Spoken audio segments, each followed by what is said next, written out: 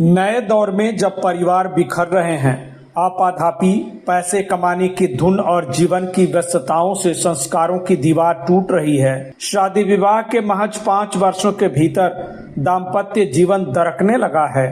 पढ़े लिखे पति पत्नी भी अबोध और मासूम बच्चों की चिंता छोड़कर एक दूजे के साथ रहने को तैयार नहीं हैं। तब सानपाड़ा के वरिष्ठ ग्रामस्थ पांडुरंग पाटिल और उनकी पत्नी पार्वती पाटिल का सत्कार सुर्खियां बन जाता है। पार्वती पांडुरंग पाटिल ताजा उदाहरण हैं, जिन्होंने अपने दाम्पत्य जीवन का 60 साल पूरा किया है। जाहिर है, इन 6 दशकों में पति पत्नी के बीच आचार विचार, शिक्षा, शऊर और व्यवहारिक विरोधाभास रहे होंगे, तकरार भी हुई होगी। फिर भी उन्होंने बच्चों को पालते संभालते हुए अपने परिवार और दाम्पत्य संबंधों को बनाए रखा, कभी डाइवोर्स नहीं लिया।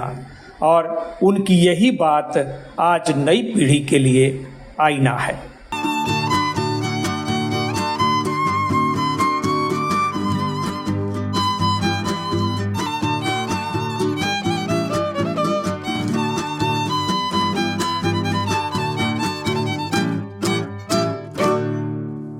नवी Mumbai student and youth foundation ने आज पार्वती पांडुरंग पाटिल को आदर आतिथ्य दिया और उन्हें विशेष तौर पर सम्मानित किया। दंपति के लिए अनाज और पुस्तकों का तुलादान किया गया, जो गरीबों और जरूरतमंद बच्चों में बांटा जाएगा।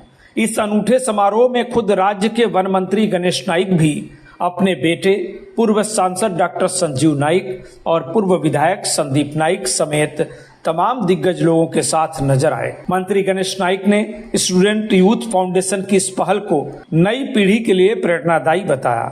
उन्होंने कहा कि 60 ईयर से साथ रह रहे यंग दंपति पार्वती पांडुरंग पाटिल नए दंपतियों के लिए एक सबक हैं। वे सदा साथ रहे, दुख में, सुख में और संघर्ष में भी। पार्वती पांडुरंग पाटिल से मिली प्रेरणा असंख्य परिवारों को टूटने और बच्चों के भविष्य को बिखरने से बचा सकती है। यह पहल लाजवाब है।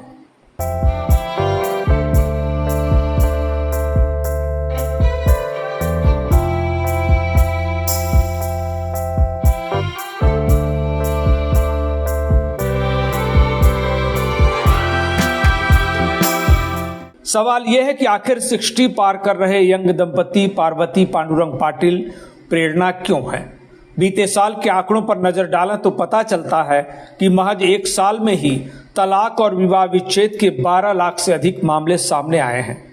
डाइवोर्स के मामलों से छोटी बड़ी सभी अदालतें भरी पड़ी हैं। जाहिर है, यह सब टूटती शादियों और बिखरते परिवारों का सबूत है। इस बीच सबसे अधिक नुकसान उन बच्चों का हो रहा है जो इन दंपतियों के आपसी कलह और नफरत के बीच पलने को मजबूर हैं। माँ बाप की असहमति, संघर्ष और विवादों के कारण बच्चे टूट रहे हैं। हमारे पीछे की अपनी एक पीढ़ी पर नजर डालें तो समझ आता है कि पार्वती पांडुरंग पाटिल की तरह हमारे माँ बाप और रिश्तेदारों ने तमाम विसंगतियों और मुश्किलों के बावजूद अपने दाम्पत्य संबंधों को टिकाए रखा, परिवार को टिकाए रखा। आज के हमारे संस्कार, सुकून और समन्वय सब उन्हीं माँ बाप के पारिवारिक माहौल की देन है, जिसमें उन्होंने प्यार और सद्भावना के साथ खुद भी जिया। वरिष्ठ नेता दशरथ भगत मानते हैं कि ऐसे दंपतियों से सबक लेकर हम अपने परिवार, संस्कार और बच्चों को बचा सकते हैं।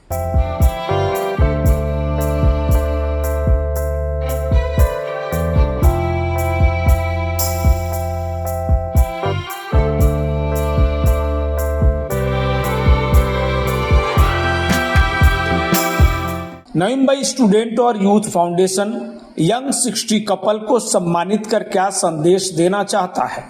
इसके जवाब में हर्षित भगत जहां टूटते परिवारों और बढ़ते तलाक मामलों की गंभीरता दिखाते हैं, वहीं अध्यक्ष एडवोकेट मनोज महाराणा कहते हैं कि स्वच्छंद जीवन और संस्कार मुक्त आचरण की चाहत से विवाह संबंध खत्म हो रहे हैं, तलाक के मामले बढ़ रहे हैं।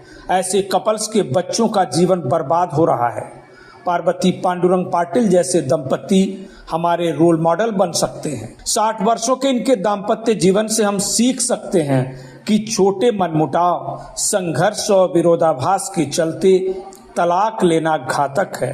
इनसे सबक लेकर बच्चों का भविष्य और परिवार दोनों को बिखरने से बचा सकते हैं। हीरक महोत्सव सोहळा साजरा करण्यात आलेला आहे।